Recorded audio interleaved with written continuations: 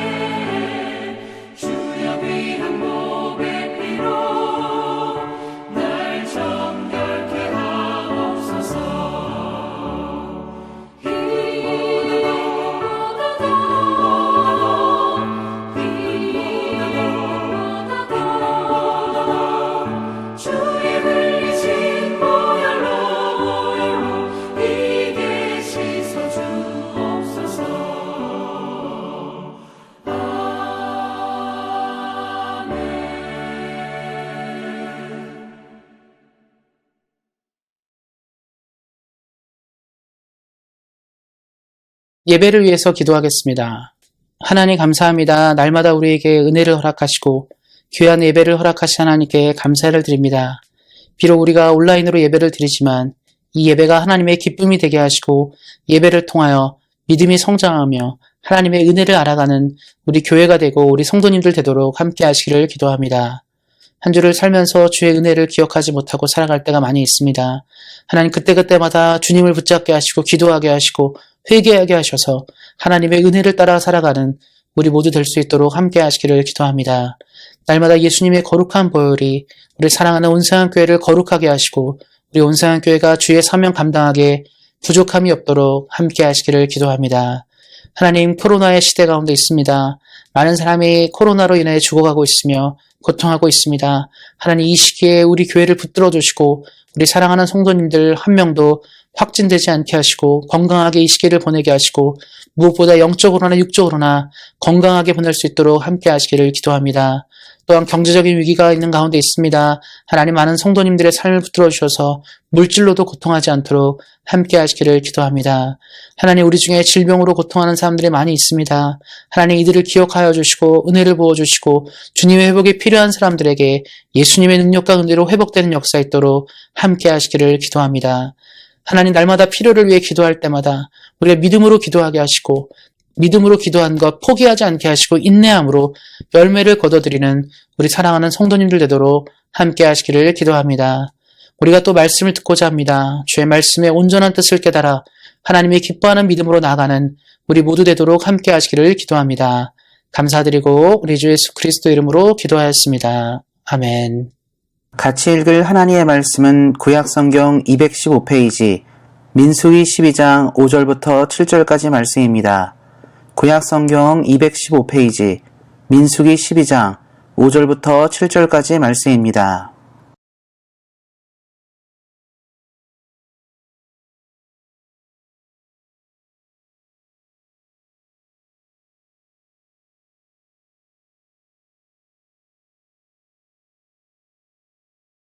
여호와께서 구름 기둥 가운데로부터 강림하사 장막문에 서시고 아론과 미리암을 부르시는지라 그 두 사람이 나아가매 이르시되 내 말을 들으라 너희 중에 선지자가 있으면 나 여호와가 환상으로 나를 그에게 알리기도 하고 꿈으로 그와 말하기도 하거니와 내 종 모세와는 그렇지 아니하니 그는 내 온 집에 충성함이라. 아멘. 기도하고 말씀 듣도록 하겠습니다. 하나님 감사합니다. 오늘도 귀한 은혜 허락하시고 하나님의 말씀을 듣기 위해 우리가 있습니다. 살아계신 하나님의 말씀이 우리 삶 가운데 은혜로 다가오게 하시고 주의 말씀을 따라 이 땅을 살아가게 부족함이 없도록 함께 하시기를 기도합니다. 이 시간 풍성한 은혜로 함께 하실 하나님을 믿으며 우리 주 예수 그리스도의 이름으로 기도하였습니다. 아멘. 오늘은 성령의 9가지 열매 중 하나인 충성에 대해서 함께 살펴보고 은혜를 나누고자 합니다. 충성이란 단어는 우리에게 큰 의미를 주는 단어입니다. 아마 전 세계 많은 사람들이 충성을 생각할 때 이 단어가 주는 의미가 얼마나 큰지를 알 것입니다. 왜냐하면 모든 공동체와 또 모든 조직, 나라에서는 충성된 사람이 필요하기 때문입니다. 그도 그럴 것이 실제로 세계 역사 가운데 또 현재 진행되는 역사 가운데 충성된 사람이 부재인 나라들은 언제나 패망하거나 멸망하였습니다. 우리나라도 여러 차례 나라가 멸망하는 일들이 있었는데요. 그 나라가 멸망하는 순간마다 항상 충성된 자가 아니라 간신배 같은 사람들이 넘쳐나면서 나라가 무너지고 쓰러지는 것들을 봅니다. 실제로 세계 많은 나라들의 이야기 속에서 충성된 사람이 왜 중요한지를 우리는 경험하고 있습니다. 성경 역시 성령의 열매 중 충성을 이야기하고 있는데요. 오늘 충성에 대해서 말씀이 주는 의미를 좀 더 자세히 살펴보고자 합니다. 충성이란 단어는 사실은 서양 사람보다 동양 사람들에게 더 큰 의미가 있는 단어입니다. 우리는 유교적 전통이 오래도록 있었던 나라입니다. 그래서 조선시대 내내 유교의 가르침을 가지고 있었는데 유교의 가르침 중에 가장 중요한 것은 충성에 대한 것입니다. 왕에게 충성하고 나라에 충성하고 이런 것들을 어려서부터 배웠습니다. 그래서 한국 사람들은 중요한 순간마다 의병을 일으키고 나라를 생각하는 충절함으로 항상 이 나라를 건져내기 위해서 최선을 다했습니다. 아마 뼛속까지 배운 충성에 대한 의미를 잘 알고 있었기 때문이라고 생각합니다. 그런데 서양 사람들은 조금 다릅니다. 근데 서양 사람들은 국가에 충성하고 조직에 충성하고 공동체에 충성한다기보다는 개인의 이익과 개인의 모습에 더욱더 치중하며 살았습니다. 그래서 서양을 이끌었던 많은 정신들은 개인의 이익을 찾기 위해서 진행된 일들이 참 많이 있습니다. 그래서 개인을 희생을 시키는 일들에 대해서 서양 사람들은 굉장히 싫어합니다.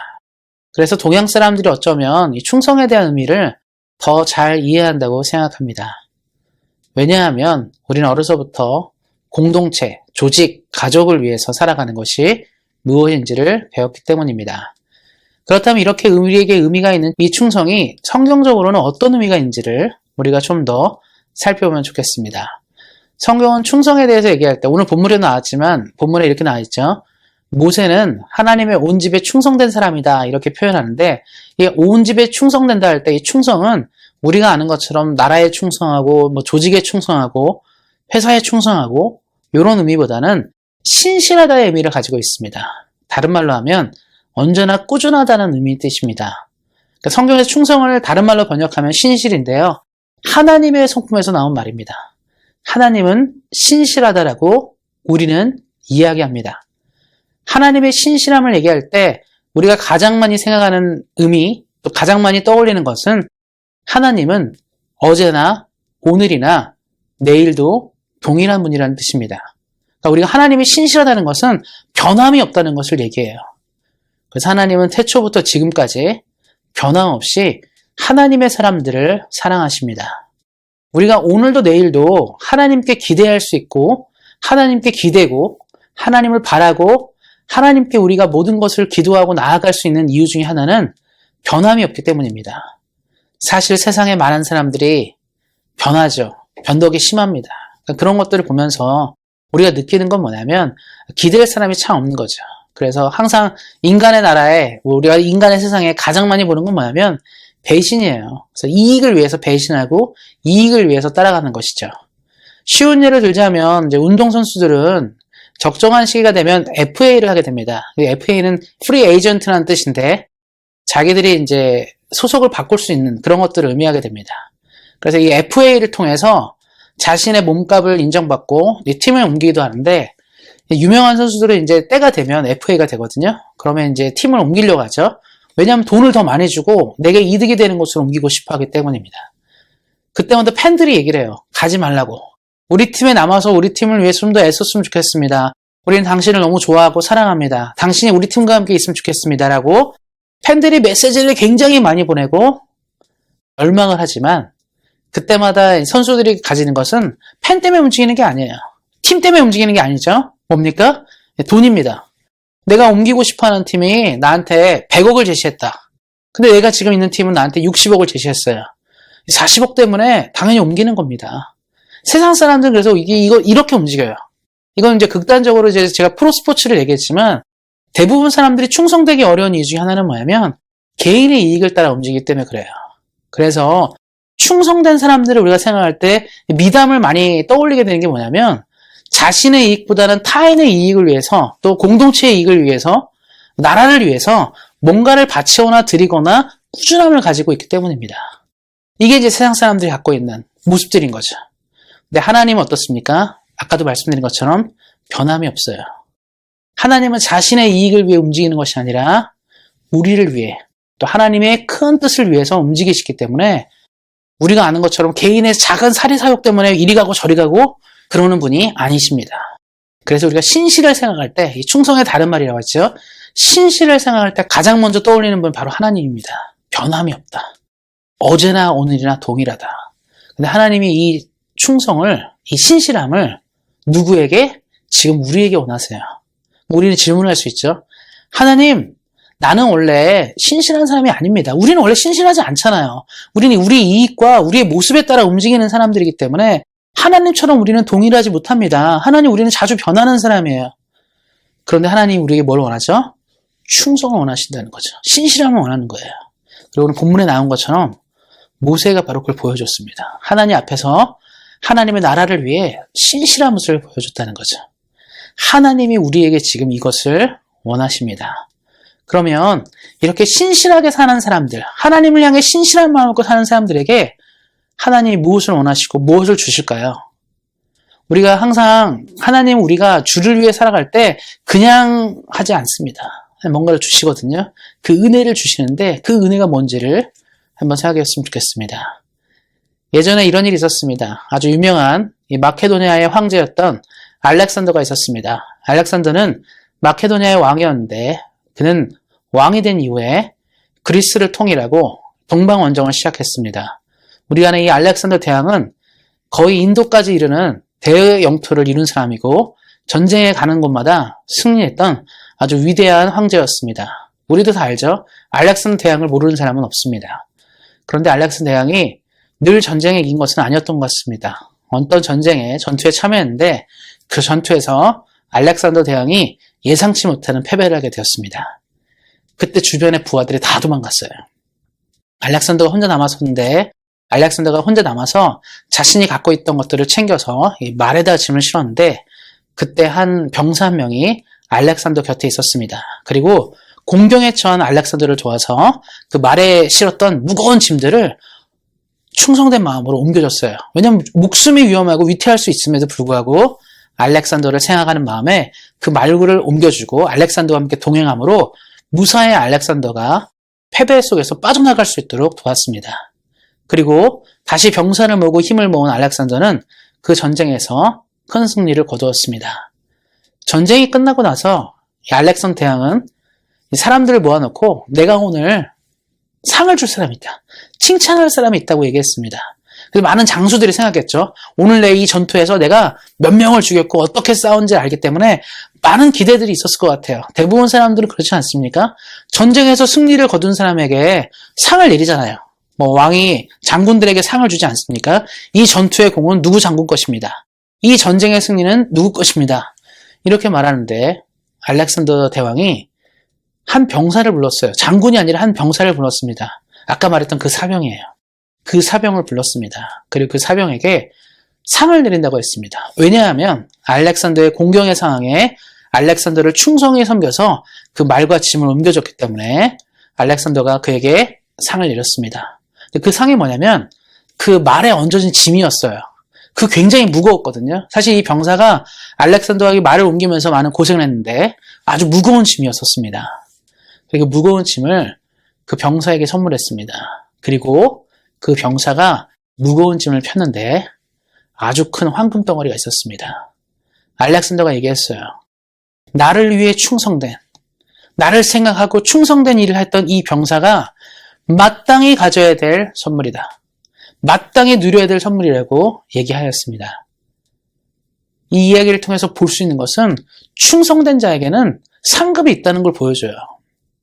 그런데 이 땅의 사람들도 그래요. 자기에게 충성된 사람에게 선물을 주고 상을 내려주는데 하물며 하나님을 향해 충성된 자에게 선물을 주지 않으시겠습니까? 그럼 우리 궁금하죠? 알렉산더는 금덩어리를 선물로 줬고 누구는 만약에 충성된 사람에게 직위를 내려주거나 땅을 주거나 권력을 주거나 이럴 수 있는데 그럼 하나님은 우리에게 뭘 줄까요? 돈을 주실까요? 아니면 땅을 주실까요? 아니면 큰 높은 직책을 주실까요? 우리 궁금하지 않습니까? 하나님이 모세에게 준 선물이 있었어요. 하나님이 하나님께 충성된 자, 신실한 자 모세에게 준 선물이 있었습니다. 말씀을 보다 보면 어떤 내용이 나오냐면 하나님이 그래요. 모세한테. 내가 너에게 선물을 주고 싶다. 너가 나한테 원하는 게 뭐냐? 우리도 그렇죠. 만약에 신실한 자에게 내게 원하는 게 뭐냐 말할 때 많은 사람이 머릿속에 생각하는 게 있을 것 같아요. 로또 당첨일까? 아니면 내가 의리의리한 집을 가질까? 아니면 내가 좀 더 승승장구해서 뭐든지 합격하고 이런 거 다 생각할 거 아니에요. 근데 모세가 의외의 대답을 내놓습니다. 하나님을 보기 원합니다. 하나님을 보기 원합니다. 신실한 자에게 하나님이 뭘 주고자 하냐면 다 주고자 할 거예요. 그런데 하나님이 모세가 원하는 것들을 주셨습니다. 그건 뭐냐면 하나님을 대면해보는, 신실하게 만나는 걸 말해요. 하나님이 하나님을 따르는 자, 신실하게 따르는 자에게 주고 싶은 가장 큰 선물은 하나님의 임재입니다. 그럼 우리 이렇게 생각할 수 있어요. 하나님의 임재가 뭔 큰 선물이냐. 뭐 돈도 아니고 금덩어리도 아니고 뭐 대단한 것도 아닌데 무슨 하나님의 임재가 뭔 큰 선물이냐 얘기할 수 있지만 하나님의 임재는 우리 인생의 가장 큰 선물이 됩니다. 제가 방송을 많이 보진 않는데요. 그냥 간단하게 뉴스 같은 걸 통해서 보거나 뭐 이제 인터넷에서 이렇게 짤방이라고 하는데 흔히들 젊은 사람들이 말하는 쇼클립이라고 하거든요. 그런 것들을 본 적이 있는데 백종원 아시죠? 아주 유명한 요리 하시는 분인데 백종원 씨가 만남의 광장이라는 프로그램을 해요. 거기서 이제 고속도로 같은 데 내려가기도 하고 뭐 내려가면서 지방에 내려가서 지방 농민이나 어민을 돕는 뭐 그런 일들을 하게 되는데 백종원 씨가 가는 동네 있잖아요. 거기 뭐 감자를 판다든가 뭐 다시마를 판다든가 이런 데 가는데 그런 데 가면 그 물건들 있죠. 그래서 이게 말하면 이 산지에서 생산된 생산품들 있잖아요. 그 농산물이라든가 뭐 해산물 같은 것들이 판매 활로를 뚫지 못해가지고 농민들이 팔아질 못하는 거야. 이걸 팔아서 먹고 살아야 되는데 그것이 안 돼서 참 어려운데 백종원 씨가 방문해서 그 물건 갖고 요리를 하고 그 물건을 갖고 이제 좀 이거 이렇게 쓰면 좋다고 얘기하면 그것이 불티나게 팔리는 거예요. 그 상품들이. 백종원 그냥 사람 아닙니까? 그 사람이 그 동네 가서 물건 하나만 이거 괜찮다. 이 사과 맛있습니다. 이 감자 맛있습니다 해도 그 지역이 살아요. 그 동네 사람들 백종원 만나면 사는 겁니다. 또 뭐 백종원 씨 골목 식당 프로그램도 있잖아요. 식당 다 죽었는데 백종원 씨 나타나서 식당 살려주면 영업이 되는 거예요. 그럼 그 사람들은 누구 만나고 싶어 합니까? 백종원 씨가 한번 와서 1,000만 원 주고 가고 2,000만 원 주고 가고 이거 원할까요? 아니죠. 백종원 씨를 만나서 노하우를 배우고 가게 운영을 배우면 1,000만 원, 2,000만 원보다 돈 더 버는 거거든요. 그 사람들이 만나고 싶은 사람이 누구죠? 백종원 아니겠습니까? 누군가를 만난다는 것은 이렇게 의미가 있습니다. 뭔가 능력 있는 사람을 만나도 우리 인생이 굉장히 달라지거든요. 우리 주변에 뭔가 힘과 능력 있는 사람 만나도 우리 인생이 굉장히 풍성해지는데 하물며 천지를 만드신 하나님이겠습니까? 하나님을 대면하는 축복은 간단한 축복이 아니에요. 작은 축복이 아닙니다. 인생을 전환시키고 삶을 변화시키는 대단한 축복입니다. 모세는 알았어요. 사실 모세의 인생을 보면 어렸을 때 애굽의 공주의 아들로 자랐고 사실 부모를 떠나서 자랐잖아요. 그리고 그 가운데 살다가 동족을 위해 살려고 하다가 살인자가 돼서 쫓겨나고 광야 생활하다가 하나님의 부름 입고 살았습니다. 모세가 배운 건 한 가지였어요. 내가 부귀도 영화도 누려보고 다 누려보고 또 가난에 처해서 고통도 겪어봤지만 결국 인생은 하나님을 만나는 거구나. 하나님이 없는 인생은 속칭 말하는 안고 없는 찐빵과 같은 그런 거라는 거예요. 그러니까 모세가 깨달은 건 뭐냐면 하나님이 없는 인생은 의미가 없다는 걸 알기 때문에 하나님이 물어봐요. 넌 뭐가 가고 싶니? 넌 뭐를 제일 갖기 원하냐 물어볼 때 모세가 뭐라고 하냐면 주의 임재를 보기 원합니다. 난 주의 임재를 만나기 원합니다. 그래서 모세가 나중에 하나님의 임재를 직접 경험하거든요. 성경이 뭐라고 나오냐면 모세는 하나님을 대면하여 본 사람이라고 평가를 해요. 사람이 하나님 보기 어려운데 모세는 하나님의 뒷모습을 봤습니다. 하나님의 은혜 가운데. 이게 큰 축복인 거예요. 사랑하는 성도님들이 추구할 가장 큰 축복이 뭐냐 물어볼 때 돈이 아니고 명예도 아니고 권력도 아니고 이 땅에 존재하는 어떤 뭐 소유를 갖는 것도 아니라 딱 하나입니다. 주의 임재. 누구에게 이걸 주냐? 신실한 자에게. 하나님을 향해 신실한 자에게 하나님은 이 축복을 줍니다. 다른 말로 하면 무슨 상황과 어떤 환경이든지 이겨낼 수 있는 힘의 원천, 공급의 원천을 받는다는 뜻이죠. 우리 사랑하는 온세상교회 성도님들이 신실함으로 하나님을 대면하여 만나는 하나님의 임재를 경험함으로 이 큰 복을 누리시기를 예수님의 이름으로 축원드립니다. 그럼 우리가 이제 질문이 생기죠. 그러면 어떻게 신실한 사람이 됩니까? 우리가 어떻게 신실한 사람으로 설 수 있겠습니까? 우리가 어떻게 모세처럼 될 수 있습니까? 모세와 같은 신실함을 삶에서 만날 수 있습니까를 우리가 생각하게 됩니다. 신실하다는 것은 다른 표현이 아닌데요. 신실하다는 것은 대상에 대한 절대적인 신뢰가 있어서 시작됩니다. 다른 말로 하면 하나님을 절대적으로 신뢰할 때 신실한 사람으로 나아가게 되는 거예요. 절대적인 믿음이 없으면요. 신실한 사람이 될 수 없습니다. 누가 우리에게 충성한다. 누군가에게 몸을 충성할 때는 그 사람이 뭐가 있기 때문이에요. 그걸 끝까지 붙들기 때문에 충성하는 거지. 절대적으로 신뢰하기 때문에 충성하는 거지. 신뢰가 깨지잖아요? 충성하지 않습니다. 그래서 우리가 하나님을 절대적으로 신뢰하셔야 돼요. 성경에 이 절대적인 신뢰를 보여준 유일한 롤모델이 있습니다. 예수 그리스도예요. 예수님은 이 땅에 오실 때부터 이 땅의 삶의 사역과 십자가의 고난과 죽음, 부활까지 그리고 지금도 하나님을 절대적으로 신뢰하셨습니다. 한번 생각해 보세요. 신이 인간이 된다? 불가능한 일이죠. 그럼 왜 그 결정을 했을까요? 하나님을 믿는 거예요. 하나님이 이렇게 하신다면 이것은 반드시 뜻을 이루고 열매를 이루는 일이라 생각하셨습니다. 무가치한 인간을 위해서 예수님이 인간이 되신 것은 하나님의 뜻을 절대적으로 믿었기 때문입니다. 이 땅의 삶을 사셨죠. 인간처럼 사셨습니다. 그 순간순간마다 몇 번이 그러셨을 것 같아요. 내가 왜 이렇게 살아야 될까 고민 안 하실 수 없을 것 같습니다. 내가 왜 이렇게 살아야 될지를 늘 생각하셨을 것 같아요. 한 번쯤은 다시 하늘로 가시고 싶은 그런 마음이 없었겠습니까? 굉장히 힘들었을 거예요. 그럼에도 불구하고 묵묵히 기다리셨습니다. 이 올리브산, 감람산이라고 하죠. 거기서 예수님의 유명한 기도가 있죠. 이 잔을 내게서 멀리 하셨으면 좋겠습니다. 주님, 내가 이 잔을 취하고 싶지 않습니다. 괴롭습니다라고 말했어요. 다른 말로 하면 예수님이 싫다고 말하는 거랑 똑같아요. 이거 너무 힘듭니다. 너무 이게 감당하기 어렵습니다. 말할 때. 예수님이 뭐라고 하냐면, 그런데 하나님, 이 잔을 내 뜻이 아닌 아버지의 뜻대로 내가 감당하겠다 얘기합니다. 다른 말로 하면 뭐죠? 절대적인 신뢰예요. 그리고 십자가상에서 죽음의 고통과 극심한 고난을 겪으실 때 십자가에서 내려오지 않으셨습니다. 예수님이 십자가를 버티게 한 힘은 무엇입니까? 하나님에 대한 절대적 신뢰예요. 사랑하는 성도님들이 이걸 배우셔야 합니다. 예수님도 그렇게 사셨어요. 우리 예수님의 제자라고 늘 말씀하시는데 하나님 완전히 붙으셔야 돼요. 그러면 예수님의 제자인 사람은 예수님 따라가는 거잖아요. 예수님이 어떤 모습을 보이셨습니까? 절대적인 신뢰를 가지셨다는 거죠. 그러면 예수님이 어떻게 이렇게 절대적으로 하나님을 믿을 수 있었겠습니까? 예수님은 말씀의 사람이셨어요. 주의 말씀을 놓지 않고 사셨습니다. 늘 말씀과 함께 하셨어요. 그래서 우리 사랑하는 성도님들, 교회에서 지금 성경 필사도 하고 있고 성경 암송 구절도 주부에 넣어드리는데 이거 약하게 생각하지 마십시오. 말씀을 쓰고 외우고 이런 것들이 우리 삶을 어떻게 달라지게 할지 모릅니다. 예수님조차도 늘 말씀을 붙들고 사셨거든요. 우리 사랑하는 성도님들도 그래서 교회에서 뭐 성경에 관련된 얘기하고 뭐 성경 공부한다 이럴 때 쉽게 생각하지 마시고 붙드세요. 공부하시면 됩니다. 필사하시면 됩니다. 암송하시면 돼요. 예수님도 그렇게 하시니까 하나님의 뜻대로 사시지 않았습니까? 우리 성도님도 주님의 뜻대로 살고 싶어 하시잖아요. 그렇다면 어떻게 하셔야죠? 말씀을 굳건히 붙잡으십시오. 그리고 또 해야 되는 게 뭡니까? 기도예요. 기도는 뭐냐면 기대는 겁니다. 내가 못합니다. 내 힘으로 안 됩니다. 내 능력이 안 됩니다를 늘 외치는 거예요.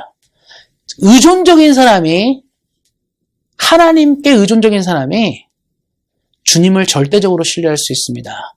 보통 아이들이 어렸을 때 부모님 엄청 신뢰하잖아요. 의존적이라서. 애들이 어떻습니까? 자기가 혼자 할 수 있는 게 없으니까 엄마 아빠 필요하잖아요. 엄마가 차도 태워줘야 되고 아빠가 차도 태워줘야 되고 아빠가 돈 주는 걸로 살아야 되고 다 그러니까 애들이 막 의존적이에요. 애들이 언제 부모 품에서 떠납니까? 더 이상 부모의 능력이 필요 없을 때, 내 스스로 돈 벌고 힘이 있을 때는 부모님이 옛날 같지 않아요. 꼬맹이었을 때는 부모가 최고지만 점점 장성하면 내가 이제 더 이상 의존하지 않게 되는 거죠. 그런데 하나님은요, 우리가 어렸을 때나 노인이 돼서나 계속 의지하셔야 돼요. 기도를 통해 의지해야 됩니다. 그럼 어떻게 되죠? 신실한 사람이 되어갈 수 있다는 거죠. 그래서 신실하다는 것을, 우리가 신실한 사람이 된다는 것은 그래서 다른 게 아닙니다. 하나님을 절대적으로 신뢰하는 것, 하나님을 절대적으로 의존하는 것을 의미합니다. 그리고 신실한 사람이 되기 위해서 필요한 것 또 하나는 뭐냐면 꾸준함이에요. 꾸준함, 다른 말로 하면 성실함이 필요합니다. 성실한 사람이 신실한 사람으로 나아갈 수 있어요. 성실하다는 것은 열심히 뭔가 정성을 기울이고 사는 거거든요. 정성이 있는 사람들이 뭔가를 이루는 거죠. 이런 얘기가 있었습니다. 어떤 학생이 있었는데 이 학생이 빵을 만드는 걸 좋아했어요. 빵을 참 열심히 만들고 이 빵을 통해서 이제 제빵사가 되고 막 그러는데 너무 가난했습니다. 너무 가난하다 보니까 이제 아르바이트 하면서 빵도 공부하고 그러고 또 그랬는데 너무 가난하다 보니까 자기가 이제 셋을 사는데 이 월세 낼 돈도 만만치 않고 그러니까 공부를 끊임없이 할 수는 없는 거예요. 그런데 불구하고 꾸역꾸역 공부하고 막 그랬습니다. 그러다가 어느 회사에서 제빵사를 모집한다 해가지고 이 사람이 지원을 하고 싶었던 거죠. 그 회사에 가서 일하고 싶으니까 자기가 비록 부족하지만 시험을 쳤습니다. 이제 시험을 쳤는데 문제가 많이 나왔겠죠. 시험을 딱 쳤는데 문제를 그래도 쭉쭉 쓰고 이제 풀어 나가다가 맨 마지막에 이제 답을 써야 되는데 맨 마지막 답은 도저히 모르는 거예요. 도저히 못 쓰겠다는 거죠. 왜냐면 기억이 안 나니까 공부를 안 했는지 뭐 기억이 안 나는지 모르겠지만 어쨌든 답을 쓰지 못했습니다. 그래서 이 청년은 생각했겠죠. 나는 이 빵 회사는 떨어졌다. 왜냐면 마지막 질문이 참 중요했던 것 같은데 자기가 적지를 못했어요. 그래서 어떻게 보면 마음을 비웠겠죠. 난 여기 안 될 것 같아. 그런데 뜻밖에도 그 제빵 회사에서 답장이 왔어요. 문자가 왔습니다. 뭐라고 왔냐면 이 제빵 회사에 과장으로 합격했다는 거. 아니 자기가 지금 신입사원하기도 부족한 사람이 어떻게 과장이 된다 생각해서 너무 이해가 안 가서 나중에 이제 이 뽑아줬던 회장님이랑 사장님이랑 얘기를 하게 된 거죠. 사장님 근데 내가 이해가 안 가는 게 있다. 왜냐면 내가 이제 시험을 보고 나서 내가 점수를 맞춰봤더니 100점 만점에 한 60점밖에 안 되는 점수밖에 안 됐다. 근데도 불구하고 나는 그래서 떨어지는 거라 생각했는데 이 회사에서 나를 합격이라고 이제 문자를 보냈다는 거. 그것도 과장으로 뽑았다는 게 너무 이해가 안 간다. 합격해서 너무 기분이 좋지만 전 이해가 좀 안 갑니다. 라고 얘기했습니다. 근데 이 사장님이 뭐라고 했냐면 다른 점수는 그렇다 치더라도 자네의 마지막 답안이 이 회사로 들어오게 한 거다라고 얘기합니다. 그럼 그 마지막 답안이 뭐였냐면 맛있는 빵을 만드는 재료는 무엇인가? 이거였어요. 그래서 많은 사람들이 뭘 썼겠습니까? 뭐 효모를 잘 써야 된다라든가, 밀가루를 좋은 걸 써야 된다든가, 막 이런 거 다 썼거든요. 다 그런 답을 썼고, 사실 그런 답이 맞는 답이에요. 근데 이 청년이 그 답을 몰랐어요. 뭐라고 하세요? 맛있는 빵을 만드는 재료가 도대체 뭔지를 모르니까 이 청년이 뭐라고 썼냐면 그 답이 이 사장의 마음을 기쁘게 한 거예요. 뭐라고 썼냐면 정성이라고 썼어요. 맛있는 빵을 만드는 것은 정성이 필요하다. 다른 말로 하면 성실함이 필요하다는 거예요. 빵을 맛있게 만들기 위해서는 밀가루도 중요하고 효모도 중요하고 다 중요하고 버터도 중요하고 치즈도 다 중요한데 가장 중요한 건 뭐죠? 빵을 만드는 사람의 성실함. 정성이 들어간 빵이 가장 맛있다라고 생각하고 이 청년이 쓴 거예요. 사장이 그걸 보고 마음에 너무 들었어요. 빵에 대한 정성을 가진 이 사람은 이 회사에 들어오면 이 회사를 잘 이끌 거라 생각한 거죠. 사장은 그래서 이러한 사람이 회사를 이끌어낸다 생각해서 과장으로 입사시킨 겁니다. 하나님이 우리 사랑하는 성도님들에게 원하는 게 뭐냐면 엄청나고 뛰어난 능력을 원하는 게 아니라 바로 이러한 성실을 원하는 거예요. 신앙은 성실이 필요합니다. 뛰어난 게 필요한 게 아니라 성실이 필요해요. 정성이 필요한 거죠. 하나님이 원하는 신실한 사람이 되기 위해서 우리에게 그래서 필요한 건 뭐냐면 성실함입니다. 꾸준함인 거예요. 우리가 작은 일이라도 꾸준하게 하고 작은 일이라도 성실하게 할 때 하나님이 우리들의 삶을 사용하실 것입니다. 사랑하는 성도 여러분, 말씀을 맺고자 합니다. 이 땅을 살아가면서 우리에게 필요한 많은 것 중에 하나, 바로 이 충성입니다. 충성, 성실은 모든 인간 공동체에 가장 필요한 것이에요. 제가 서두에도 말씀드리지 않겠습니까? 조직에 충성된 사람이 있으면 그 조직은 망하지 않습니다. 나라에 충성된 사람이 있으면 나라는 망하지 않아요. 하나님의 나라에도 충성된 사람이 필요하고 우리 온세한 교회도 충성된 사람이 필요합니다. 충성된 사람은 흔들리지 않습니다. 늘 신실합니다. 하나님을 바라봅니다. 하나님을 기대합니다.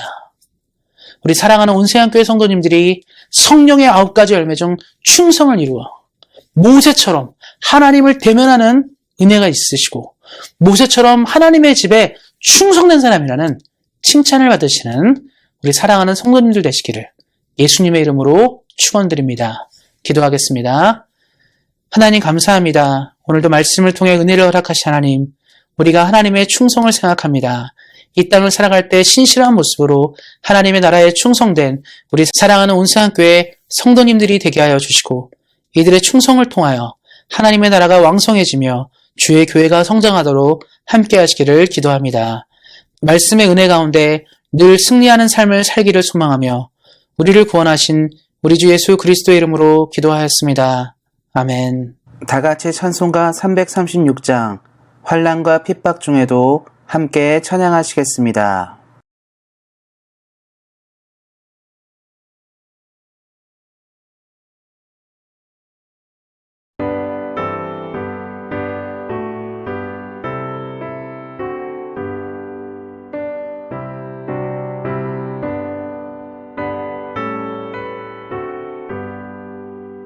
환난과 핍박 중에도 성도는 신앙 지켰네. 이 신앙 생각할 때에 기쁨이 충만하도다. 성도의 신앙 따라서 죽도록 충성하겠네. 옥중에 매인 성도나 양심은 자유 얻었네. 우리도 고난 받으며 죽어도 영광 되도다. 성도의 신앙 따라서 죽도록 충성하겠네.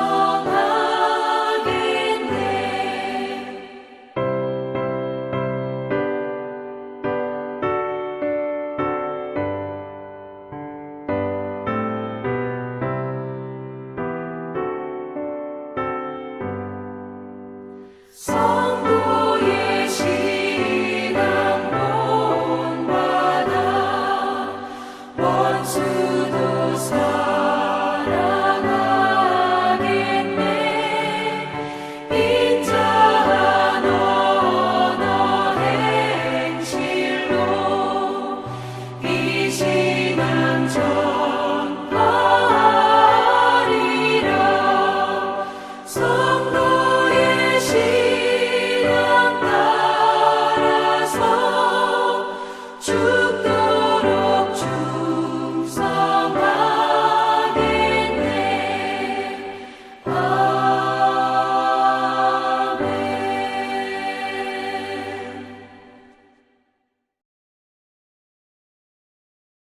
축도로 예배를 마치도록 하겠습니다. 이제는 우리 주 예수 그리스도의 은혜와 하나님 아버지의 그 크신 사랑과 성령의 교통하심이 성령의 열매 중 충성을 온전히 이루어 하나님의 영광을 이루며 뜻을 이루며 하나님의 나라를 이루어가기 원하는 사랑하는 온성교회 모든 성도님들 머리 위에 이들의 가정과 자녀와 사업과 일터 위에 그리고 주의 긍휼이 필요한 대한민국과 캐나다 위에 이제로부터 영원토록 함께 하시기를 간절히 축원하옵나이다. 아멘.